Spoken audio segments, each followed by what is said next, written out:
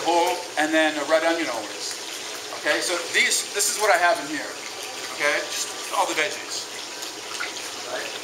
And then the magic is very simple because what we want to do is we want to create a roasting effect to the veggies. And what creates a roasting effect is something sweet, like brown sugar. So I'll put a nice little hand of brown sugar in there, and it kind of adds a bit of sweetness to them. Okay, and they'll think that, oh my God, he's a good cook.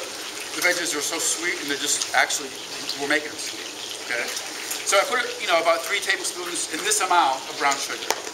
If you make it in your house, you probably want to make maybe just 1 big tablespoon of brown sugar. You don't want to overdo the brown sugar.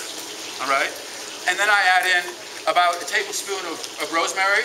So I've got some nice fine cut rosemary, which I did earlier, and we're going to put some rosemary in there. Again, these are quantities for 12 people. If you did it at home for 4 or 6 people, you probably want to put maybe 1 huge tablespoon of finely cut rosemary in there. All right. And what else do we want to put in there? Some garlic. And I'm going to put about, these are some members are small. There's a lot of people here, so I'm going to put about 5 or 6 garlic cloves. At home, you probably want to put 3 garlic cloves in it. Okay, you want to mince them. You can either use a food processor or just cut them up like I'm doing right now. And the garlic is very important for this dish, as are the fresh herbs.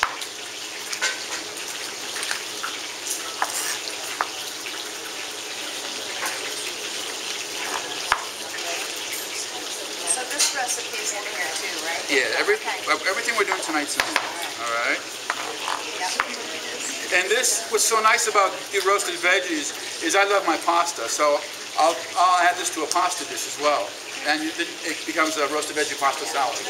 Then you add a bit of ricotta cheese and Parmesan cheese in it, and it really is. So you use brown sugar when you do? I roast the veggies with a bit of brown sugar, okay, and then when the roasted veggies are done, then I'll make a pasta out of it and add it to the pasta. Okay, so I've got a couple of tablespoons of garlic. Normally I would probably do 1 tablespoon of garlic if I were at home cooking this for 2 or 3 people. All right. What's next is we've got some black pepper. Again, I'm doing this for I'm doubling this quantity here, but normally I'll put maybe a teaspoon and a half, teaspoon of black pepper in there. And what's happening here, I'm going to turn these over. Okay, now when they stick to the pan, that means they're not ready to be turned over. Okay.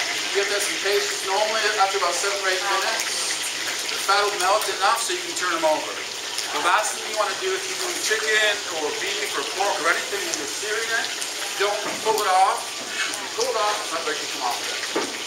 Okay? When you pull this, see, this one came off easy and it's ready. You see how it looks? You see how it looks? Okay? It came off by itself.